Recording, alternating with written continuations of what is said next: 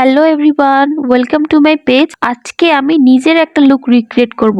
অনেকজনের তো look recreate করি, আজকে আমি নিজের একটা লুক রিক্রিয়েট করব যেটা আমাকে অনিচ্ছাকৃতভাবে ফেসবুক থেকে ডিলিট করতে হয়। তো চলো দেরি না করে শুরু করা যাক। আগেই বলে দিচ্ছি, আমার ভয়েসটা শুনতে একটু আজব মনে হতে পারে কারণ আমার শরীরটা একটু ভালো না। তো আইশ্যাডোর জন্য আমি বিউটি গ্লেজেটের কালার স্টুডিও প্যালেট থেকে আইশ্যাডো ইউজ করতেছি। এই আইশ্যাডো প্যালেটটা আমার ফার্স্ট পারচেস। তো আইশ্যাডোর জন্য ইনার কর্নারে ইয়েলো কালার ব্লেন্ড করে নিয়ে আউটার কর্নারে ব্রাউন কালার ব্লেন্ড করে নিব, এরপর কাট পিস করে নিব।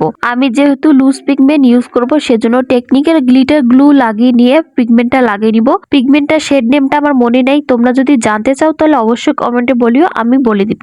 এরপর W7 এর আইলাইনারটা দিয়ে উইং লাইনার করে টেকনিকের মাস্কারাটা অ্যাপ্লাই করে নিব। বেস মেকআপটা করার জন্য প্রথমে W7 এর প্রাইমারটা ইউজ করে এভারলি বিউটির ফাউন্ডেশনটা আমি ইউজ করে ক্রিম, ব্রঞ্জার, ব্লাশ এবং কনসিলার অ্যাপ্লাই করে সেটাকে ভালো মতো ব্লেন্ড করে নিব এবং সেটাকে লুজ পাউডার দিয়ে সেট করে নিব। লুজ পাউডারের জন্য আমি আই ম্যাজিকের লুজ পাউডারটা ইউজ করতেছি। এরপর এক্সেস লুজ পাউডার গুলোকে ডাস্ট আপ করে লোয়ার ল্যাশ লাইনের জন্য ব্রাউন আইশ্যাডো গুলোকে স্মাচ করে দিয়ে অ্যাবসলিউট নিউ ইয়র্কের হোয়াইট কাজলটা লাগিয়ে নিব। পাউডার ব্রঞ্জারের জন্য আমি নির্বাণা কালার প্যালেট থেকে ব্রঞ্জারটা ইউজ করে পাউডার ব্লাশটাও আমি সেম প্যালেট থেকে পিঙ্ক কালার একটা ব্লাশ অ্যাপ্লাই করে নিব। হাইলাইটারের জন্য আমি আই ম্যাজিকের হাইলাইটারটা ইউজ করতেছি।